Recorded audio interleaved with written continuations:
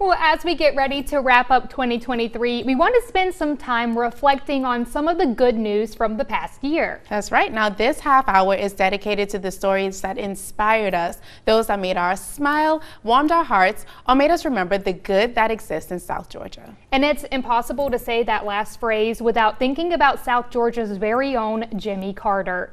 Now, back in February, when we learned that he was going into hospice care, our hearts sunk. Thankfully, we've had some more time with him, time that's allowed us to reflect on what an amazing person he is and the incomparable impact that he's had not only on Georgia, but the world. Short term, he just said basically, you know, when I was governor, I looked at the people of Georgia, and when I was president, I looked at the people of the United States, and the Carter Center tries to go worldwide. A true statement there, and over the past several months, hundreds of people have descended on planes to pay tribute to Mr. Carter. Most likely knew they wouldn't see him during their visit, but many said they just wanted to be as close to him as they could. And they wanted a chance to show how grateful they are for his many contributions over the years. Legacy is one that will live in perpetuity, and that's what he wanted. He's frugal, he's faithful, he's hard worker. He didn't stop just because his presidency was over.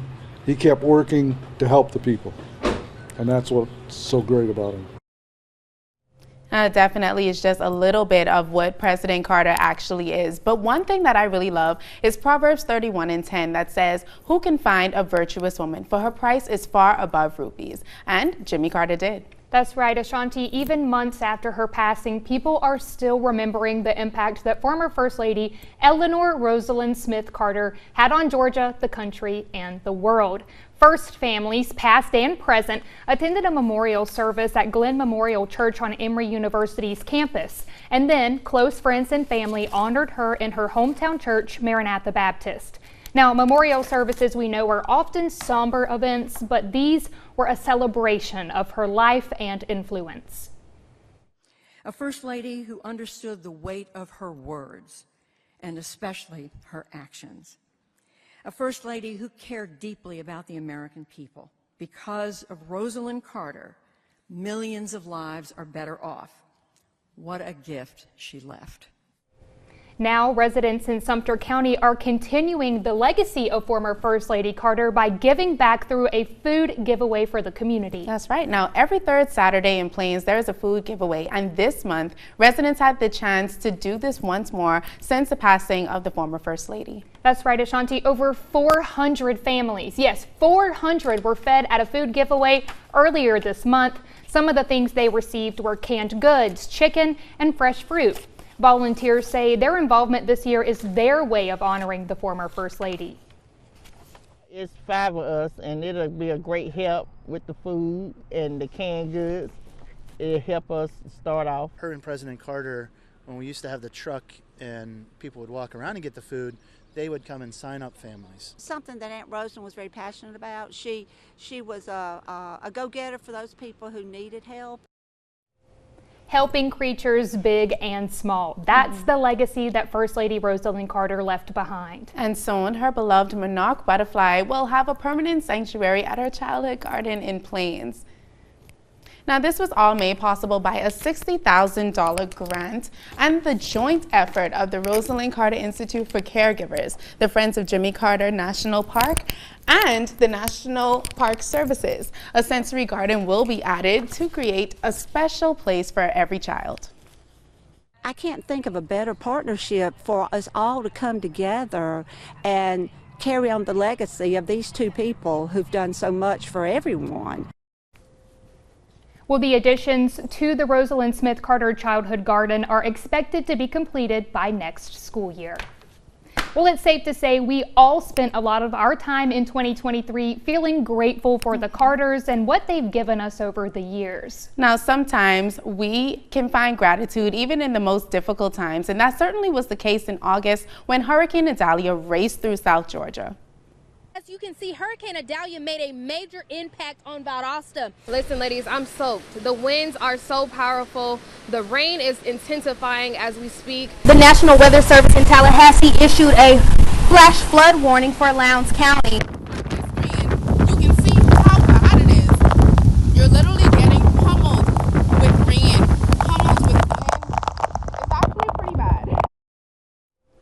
Well, Hurricane Idalia made landfall in Florida as a Category 3 storm. Only a few hours later, it was a Category 2 hurricane when it came through South Georgia, uprooting trees, damaging homes, and snapping power poles. Now, in the aftermath, we saw several battered communities where friends and neighbors pulled together to push through one of the biggest storms to ever hit South Georgia.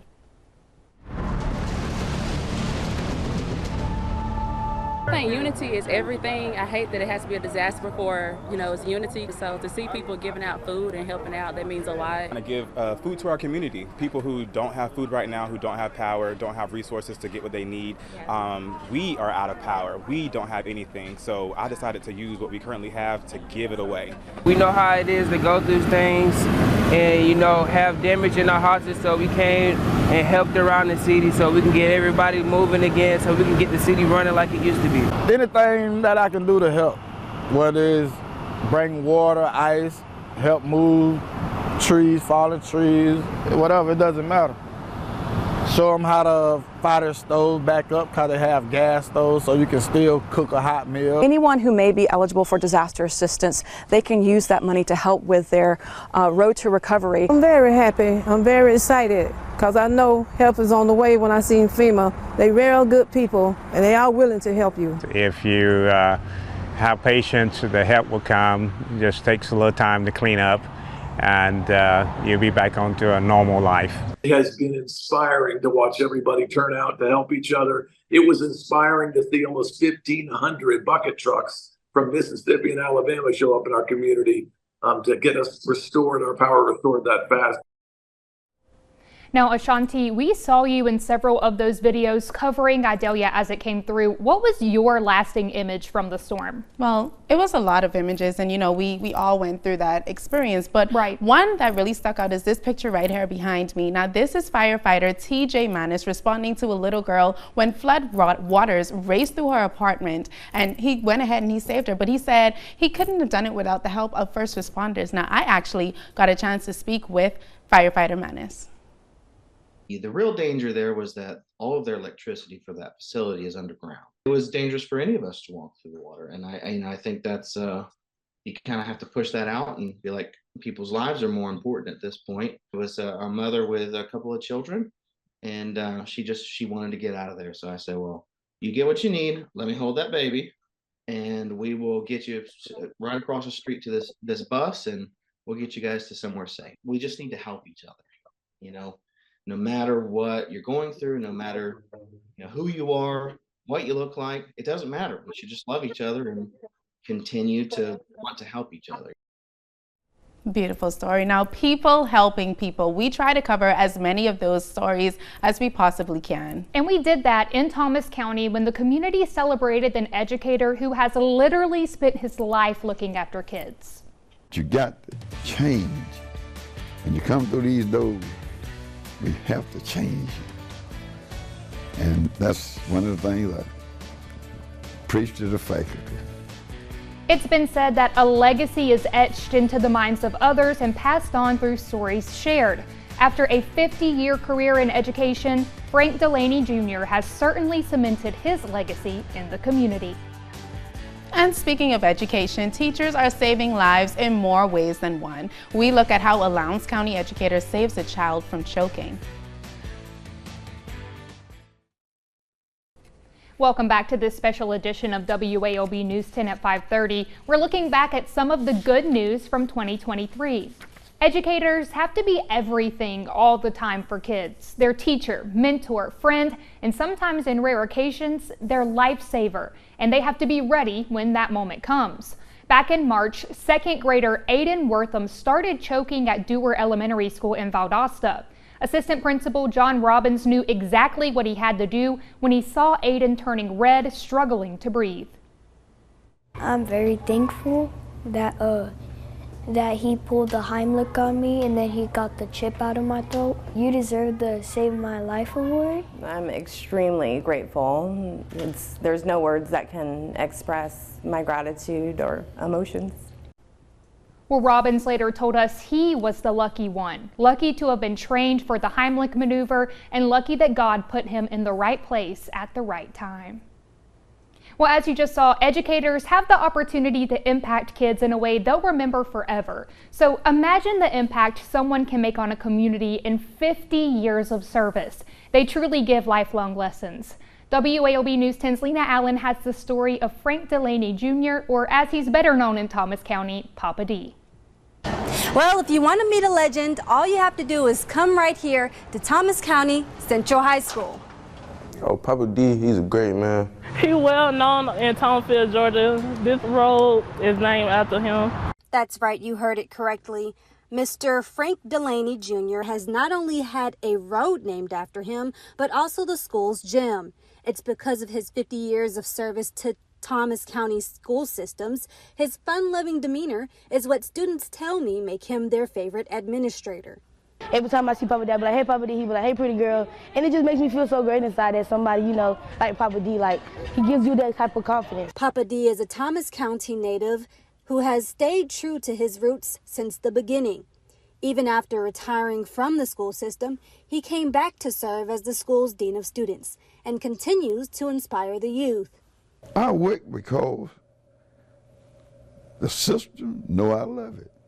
And because of that, they keep me around. Papa D has taught generations of students, some now his co-workers. Something the students say is so unique about him is how he makes everyone his family.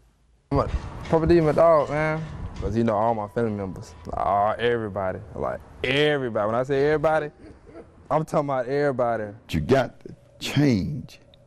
When you come through these doors, we have to change you. And that's one of the things I preach to the faculty. We teach for success and not failure. Lena Allen, WALB, your hometown news source. Truly inspiring story. Now, being in the right place at the right time sometimes isn't enough. You have to have the presence of mind to react quickly and literally beat the clock with every second that counts. Now, that's what happened in August when Westover High School basketball player James Fudge collapsed on a basketball court.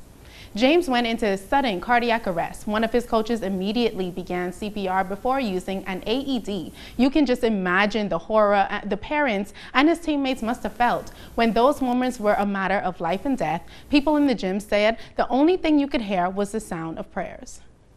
When I looked up and I realized it was James, I initially was like, oh, he must have fallen or maybe tripped coming down from a rebound.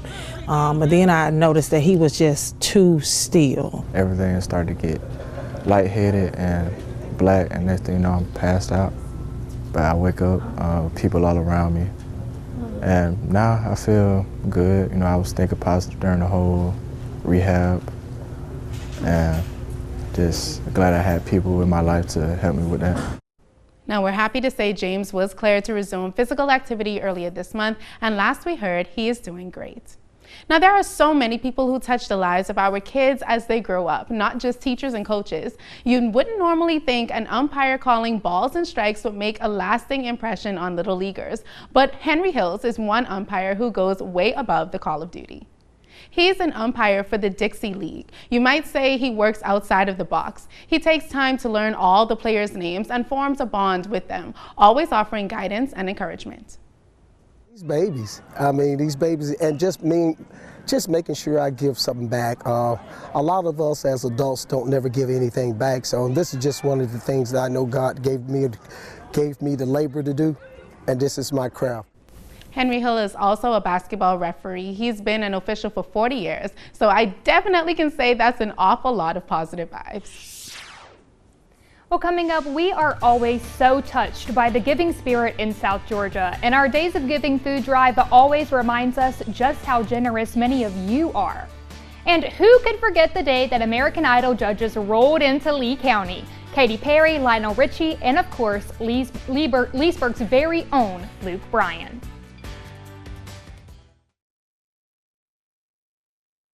Well, here at WALB, 2023 has been a year of old traditions and new beginnings with the revamping of a longtime viewer favorite show, Town and Country. That's right. Now, every day at 12:30, our Alicia Lewis has joined you in the kitchen to this interview set with all things South Georgia. But her reach wouldn't have been possible without guests she's brought onto the show. Let's take a look back at some of the most memorable moments from TNC. Get ready for some TNC with Alicia Lewis. Yes, County Country is back and bigger than ever, you guys. It's been so much preparation into this show, but whew, we are here and I'm so excited. But first, let me not be rude. I am Alicia Lewis, your new host, and I have the pleasure in bringing you all things lifestyle, trendy, entertainment, and we're gonna be eating together and breaking bread together daily, all right? As always, God loves you and so do I. Thank you guys for watching.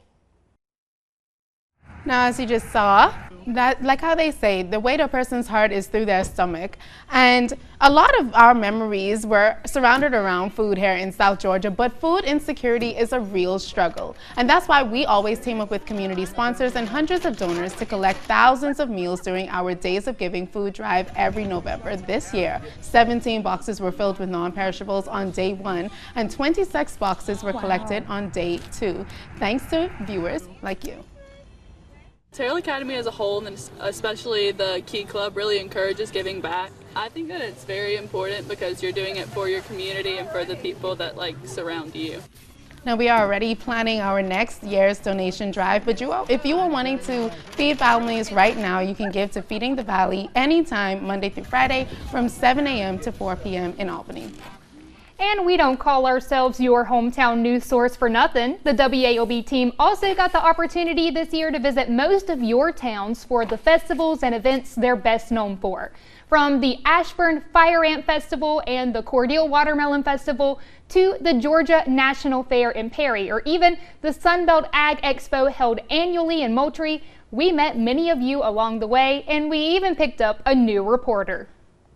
There's tractors, NASCARs, John Deere's, all kinds of stuff. If you want to come down here, get yourself at 1945 Expo. We have all kinds of stuff, toys, everything. Here, this John Deere, on this header, it is really sharp. Now these Kubotas over here, they are really short. But the Kubotas here, they are really nice. They're helping to get your stuff ready, and so if you get everything ready, you can always come on down here to the expo. Now that's super cute. Well, just ahead, we take a look at our servicemen coming home to surprise their little ones this year. And if you can dream it, you can achieve it. We've got some living examples of coming from a small Southwest Georgia town and making it to the big leagues.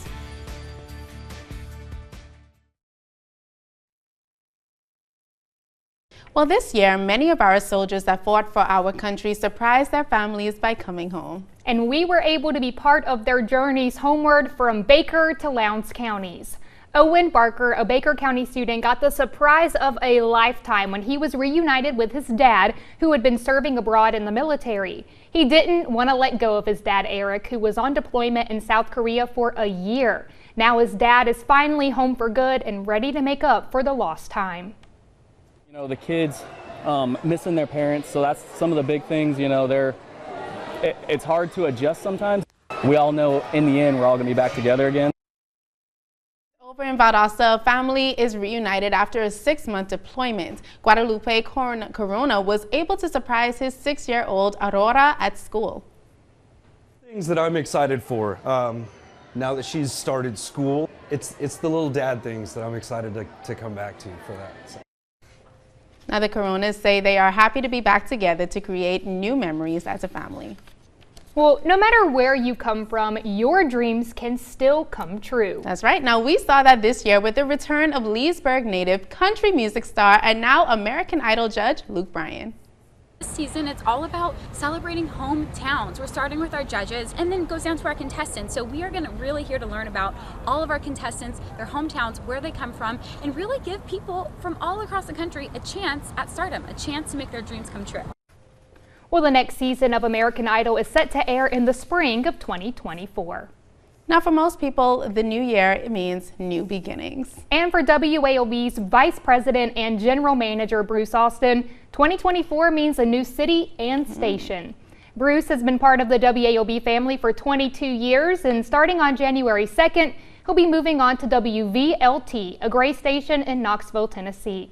Bruce has made a tremendous impact during his time in Albany, leading WALB to win the Station of the Year award in 2020 from the Georgia Association of Broadcasters. He also served in the community, most notably with the Albany-Doherty County Military Affairs Committee and the Horizons Cancer Coalition. We will miss Bruce and his family, but we look forward to his continued success within the company.